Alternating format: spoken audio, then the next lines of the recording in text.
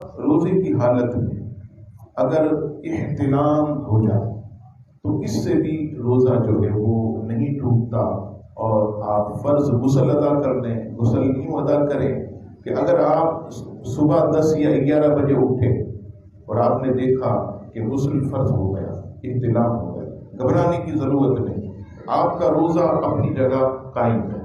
آپ اٹھیں، صرف کلی کریں، غرغرہ نہیں کریں، ناک میں پانی صرف یہاں تک آپ ڈالیں، اوپر یعنی مبالغہ نہ کریں، کھینچیں نہیں، باقی پورے جسم پر پانی بہائیں، آپ کا غسل بھی ہو گیا اور روزے میں بھی کوئی فرق نہیں آئے گا۔ لیکن اس کے برعکس اگر کوئی شخص جان بوجھ پر اپنے اوپر غسل فرض کرے، اپنے ہاتھوں سے اپنی جوانی کو ضائع کرے، مشت زنی کرے روزے کی حالت، تو ایسی صورت میں اس کا روزہ ٹوٹ جائے گا۔ روزے کی حالت میں معاذ اللہ تعالیٰ محفوظ رکھے۔ اس لیے میں نے پہلے بھی یہ عرض کیا کہ روزے کی حالت میں برائے مہربانی اپنے موبائل ٹیلی فون کا استعمال صرف آپ لوگوں کو جواب دینے یا لوگوں سے رابطہ کرنے کے لیے کریں۔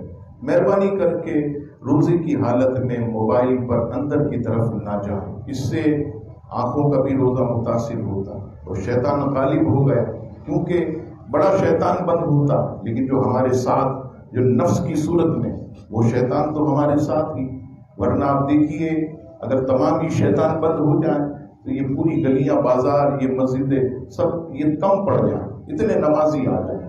تو نفس یہی ایک شیطان جو ہمارے ساتھ، جو ماہ رمضان میں بھی ہوتا، تو جب ہم موبائل پر ایسی گندی چیزیں دیکھیں شیطان اکساتا۔ بعض نوجوان اپنے ہاتھوں سے گناہ والے کام کریں۔ روزے کی حالت میں اگر کوئی اپنے ہاتھوں سے یہ گناہ کا کام کرے تو اس سے جو ہے اس کا روزہ ٹوٹ جائے گا۔ لیکن یہ یاد رہے کہ اگر کسی نے روزے کی حالت میں اپنے ہاتھوں سے غسل فرض کیا تو اس روزے کی ایک قضا ہوگی، اس کا کفارہ نہیں ہے۔ فقہا فرماتے ہیں کہ اس کا کفارہ نہیں ہے، صرف ایک روزہ جو اس کا ٹوٹ گیا اس کی ایک قضا ماہ رمضان کے بعد اسے کرنی ہوگی۔ لیکن اگر خود بخود غسل فرض ہو گیا تو اس سے جو ہے وہ آدمی کا روزہ نہیں ٹوٹے گا۔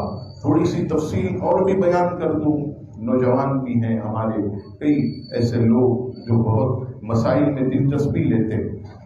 مثال کے طور پر روزے کی حالت میں آپ راستے میں جا رہے ہیں، آپ کا روزہ، اگر آپ کی نظر سے بد نگاہی ہو جائے کسی بے پردہ، آپ جانتے ہیں خواتین کا حال، روزے میں بھی انہیں سکھ اور چین نہیں ہوتا، نہ جانے کیسے کیسے لباس پہن کر وہ نکلتے ہیں، تو روزے کی حالت میں نگاہ پڑ گئی اور نگاہ پڑتے ہی شیطان غالب ہوا، وسوسہ گندا آیا اور آنے پر ایک قطرہ نکل گیا، تو اس سے جو ہے آپ کا روزہ نہیں ٹوٹے گا۔ اور اگر روزہ دار بستر میں، نوجوان آپ جانتے ہیں شکایت بھی کرتے ہیں مولانا صاحب، گندے خیالات آتے ہیں، شیطان غالب آ جاتا ہے، روزے کی حالت میں اگر گندا خیال آیا، برا خیال آیا یا بری جگہ نظر پڑ گئی تو جو ایک قطرہ نکل گیا تو اس سے بھی جو ہے آپ کا روزہ نہیں ٹوٹے گا، آپ کا روزہ برقرار رہے گا۔ صرف اس جگہ کو دھو لیں، وضو جو ہے یہ ٹوٹ جائے گا، وضو جو ہے یہ ٹوٹ جائے گا، لیکن روزہ جو ہے یہ اپنی جگہ قائم رہے گا۔